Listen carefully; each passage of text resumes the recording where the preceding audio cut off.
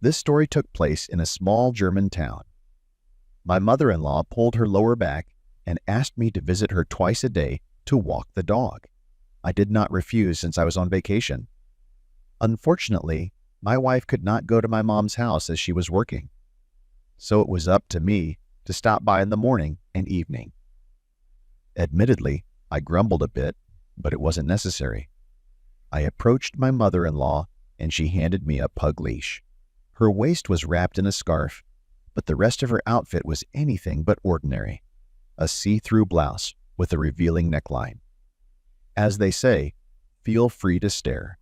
I glanced at my mother-in-law, marveling that she wasn't the least bit embarrassed to be so naked in front of her son-in-law. I took the pug out for a walk and brought my faithful companion home. However, my mother-in-law insisted that I stay for a cup of coffee before leaving. I figured, why not? She chatted non-stop, mostly complaining about her back, nothing out of the ordinary. We agreed that I would return in the evening to walk her dog one more time.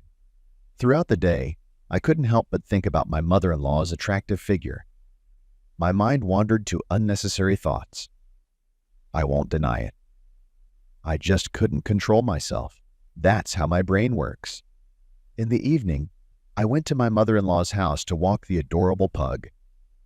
Once again, she wouldn't let me leave. She graciously invited me over for coffee and pastries. We sat down at the table and had a nice conversation. Then my mother-in-law asked me if I could give her a back massage. I agreed, as I knew something about it from a course I took when I was young. I told her to lie down on the bed. She lay down, put on a crusty nightgown, and walked past me without any hesitation. I glared at her. I started kneading her back, and as I did so, I couldn't help but notice the beauty that lay before me. I honestly didn't expect her to be this good. She was a mature and stunning woman, wrinkle-free and with fresh skin. I mentally gave her the highest praise. From the back, she didn't look much different from a young girl, except that her face gave away her age. I couldn't resist giving her a massage, which wasn't limited to her lower back. My mother-in-law moaned with pleasure, and the sound took me by surprise. What an incredible massage it was. Interestingly, my mother-in-law was not embarrassed in the least. She acted as if a lower back massage could only end like that. I wasn't worried either. As they say, it happens to everyone. That's the way our bodies work. If it flares up, it flares up. My mother-in-law got out of bed, fixed her shirt that had slipped off her shoulder, and tidied her hair. "I feel much better," she whispered, patting herself on the back, around the tailbone. "You warmed me up good. I'm even sweating." My mother-in-law was right. She felt good from my hands. We sat with her for a while, and I went to my wife's house. At home, my wife asks if you walked my mom's dog. "Of course," I said. "Of course I did." "As agreed?" "Aren't you tired yet?" "What's there to be tired of?" I answered a question with a question. I went to my mother-in-law's house again. She greeted me with a happy smile and looked even more cheerful than last time. As usual, she gave me a leash. I walked the dog, came back. My mother-in-law is already lying on the couch. Anyone can see what she was implying. This time I wanted to torture her, so I didn't give her a massage right away. Just sat down next to her, and that was it. She was breathing intermittently, poking her fingers in her lower back, remembering the last massage. I yielded to her request, kneaded and pinched, not forgetting the most important thing, the climax, so to speak, of the whole process. My mother-in-law was satisfied and rolled off the bed as a young girl. "What? Back does not hurt?" I asked with a sly smile, a little pulling. In the evening, everything repeated itself. A walk with the dog and a more gentle massage for my mother-in-law. Afterwards, she looked at me with a completely different look. I realized that the massage not only stopped her back pain, but she felt a very strong warmth in her lower abdomen.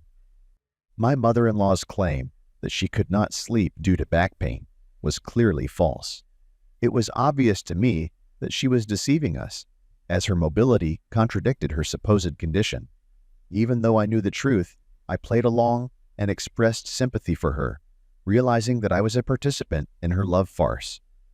However, this situation made me realize that my mother-in-law's health was not going to improve. Surprisingly, this discovery did not alarm me. On the contrary, I saw an opportunity to help an elderly woman who needed help, even though she was neither sick nor old. It was all but an appearance. People like her are rare, and I wasn't about to look for another. After all, why would I need another mother-in-law when I already have one? This was a question my wife asked me daily. How's my mom's back? Doesn't it hurt? I pretended I didn't understand, but how could I know? It turned out that very useful to me initial massage skills. What would I do without them? Without these skills, I would not enjoy massaging mother-in-law's lower back. And not only, this is not a simple matter, as they say, there would be a desire. And my mother-in-law and I had the desire, you can be sure. Mother-in-law got into the taste, and I did not lag behind her. I also liked it. One day I made a decision to subtly convey to her a thought, realized that further this cannot continue. In a trembling voice, my mother-in-law asked, what can't go on? I explained, the fact that your back pain won't go away. That might make your daughter suspicious, considering I've been walking your harmful dog all week. Oh, and my wife might start to suspect something. After a moment's thought, the mother-in-law replied, okay, I won't ask you to do that again. She blushed and admitted, as if I don't know it myself, this is absurd. But then, how can we see each other? This question kept my mother-in-law on her toes. If my back doesn't hurt, then we won't have to see each other anymore. Let's solve it this way, she suggested. Let's pretend my doctor has prescribed a treatment that requires me to spend more time in bed. That could be an excuse for me to come to you like I'm walking the dog. I'm going to the hospital in the morning. Good mother-in-law, she always finds a way, especially when it comes to pleasure. That's what I told my wife. I said, your mom has been prescribed warming treatments. When I said that, I fake sighed. I'll have to visit her before work. You can easily say no, my wife said. Let her friends walk the dog in the morning. Aren't you ashamed? I said with feeling. We are close people. The wife was embarrassed silent. She realized that she was a bad daughter, since she was ready to throw her mother's dog on the neighbors. I pretended that even though I didn't want to, I would keep it up. So the meetings with my beloved mother-in-law continue. Massage long ago stopped doing. My back does not hurt, and a lot of time is taken up by this procedure. We have other pleasant things to do, for which we need more time.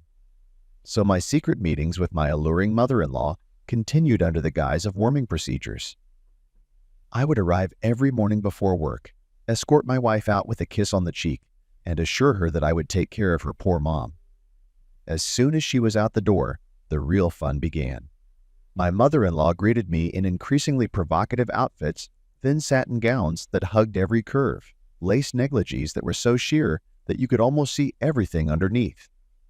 She pulled me straight to the bedroom, where we fell into bed, completely forgetting about walking the dog.